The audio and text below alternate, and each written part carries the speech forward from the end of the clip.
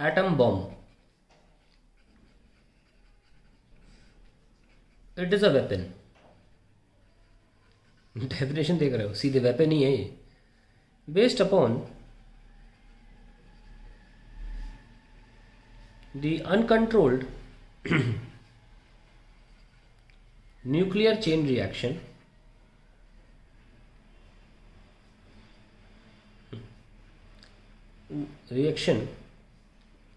where the energy produced is misused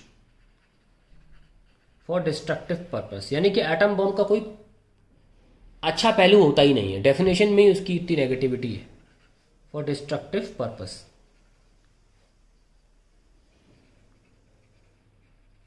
कैसे काम करता है देखिए। एक एक्सप्लोजन डिवाइस लेते हैं इस तरीके से, जिसके अंदर दिखा रहा हूं, पहले बना लेता हूं।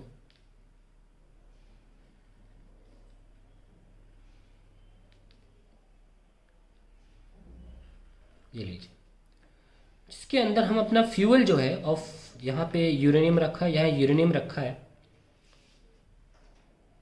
इनको रखते हैं of less than critical size, less than critical size,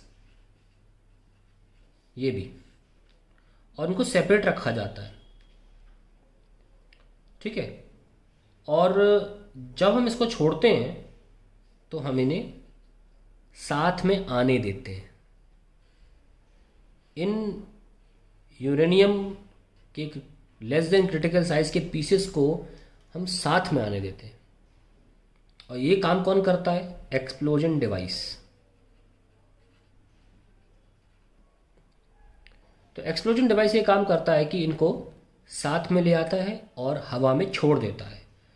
dropped in air, dropped in air. अब इसका साइज कैसा हो गया है? More than the critical size, then the critical size. होगा क्या? द फ्री न्यूट्रॉन्स, या कह सकते हैं the stray neutrons, stray neutrons react with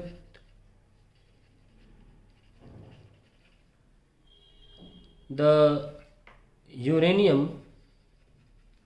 of size more than critical size, more than critical size, and bring about the uncontrolled chain reaction of uranium, controlled nuclear fission chain reaction।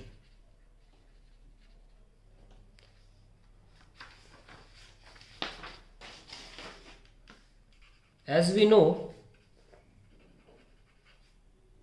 just per one nucleus of uranium, a high amount of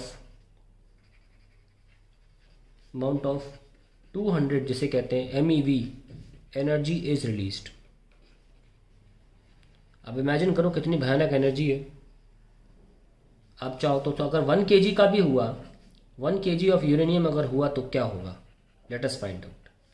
क्योंकि 995 grams का ही uranium Hiroshima और Nagasaki पर 2 बार फेंका गया, एक बार Hiroshima पे, Nagasaki पे, 995 grams का। तो हम 1 किलो की बात कर रहे हैं। तो अगर केवल 1 न्यूक्लियस की बात की जाए तो 200 मेगा इलेक्ट्रॉन वोल्ट, यानी कि 1.6 10 की पावर -13 मेगा, मतलब 13 हो जाता है, मेगा लगाओ, इलेक्ट्रॉन लगाते तो -19 होता, जूल एनर्जी निकलती है। तो अगर आप बात करें 1 किलो की, तो 1 किलो में कितने होगा? पहले 1 मोल पे पहुंचो, इसको सॉल्व कर लेते हैं। 16 टू द 32, 320, 10 की पावर -13 जूल। तो 1 मोल में कितना होगा?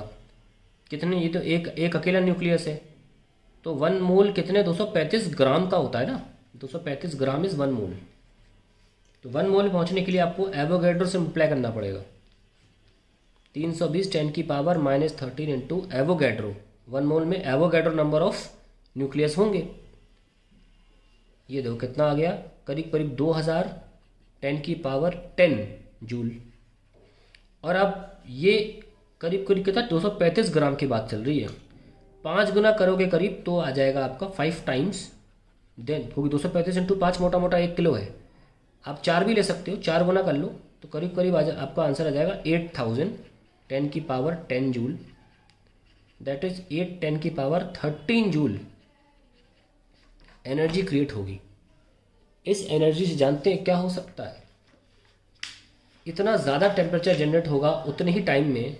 कहते हैं करीब करीब इस एनर्जी से जो तुम 10 पावर 13 जूल के ऑर्डर की मैंने बात करी है, करीब करीब 10 पावर 8 डिग्री का टेम्परेचर, डिग्री सेंटीग्रेड का टेम्परेचर जनरेट हो सकता है। मिलियन का प्रेशर जनरेट हो सकता है, मिलियन लेवल का प्रेशर जनरेट हो सकता है, एटमॉस्फेरिक प्रेशर 10 पावर 6 मतलब 1 मिलियन एटमॉस्फेरिक प्रेशर। हम तो 1 एटमॉस्फेरिक प्रेशर पे रहते हैं। कितना है, 10 पावर 6 एटमॉस्फेरिक प्रेशर की बात कर रहा हूँ मैं। 10 पावर 6 न्यूटन पर मीटर स्क्वायर की बात नहीं कर रहा, 10 power 6 atmospheric pressure.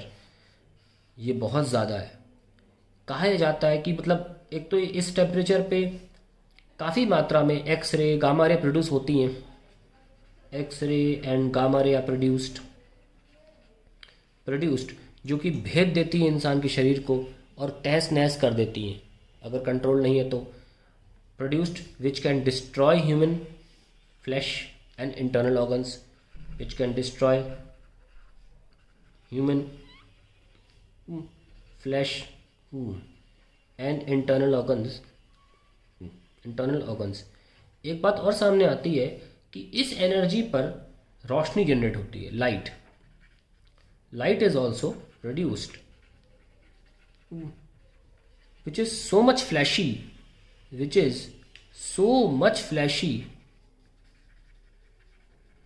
that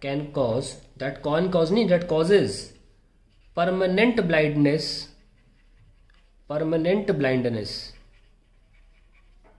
if viewed from a distance of 100 kilometre. Can you believe it? तो आप देख सकते हैं कि एटम बम कितना खतरनाक है। 100 किलोमीटर से देखोगे ना उसकी रोशनी को तो अंधे हो जाओगे। That is atom bomb.